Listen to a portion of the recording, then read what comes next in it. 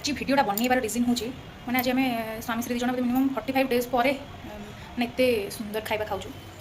एक तो पखाड़ खिया हम दुईटा पियाज रसुण खाइबा आम पियाज रसुण बिल्कुल भी खाई नु 45 डेज ऊपर हो जेहतु किसी रिजन आम खाऊँ तो आज शांति दी जन खाइब घर को आम तो आम शाशु बढ़िया बढ़िया खाया बनई जेहतु छुट्टी अच्छी तो चलते देखो आपको आम आज कौन कौन खाऊँ पूरा बढ़िया आज गोटे पाग बनई खाइबू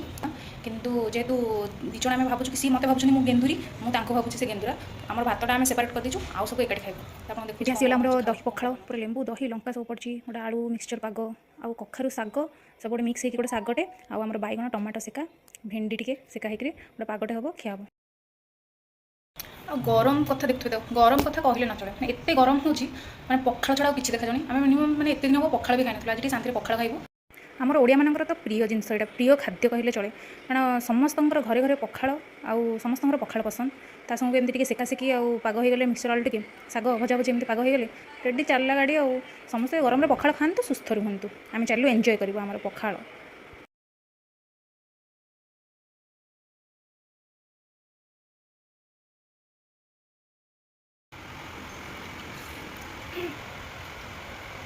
शांति।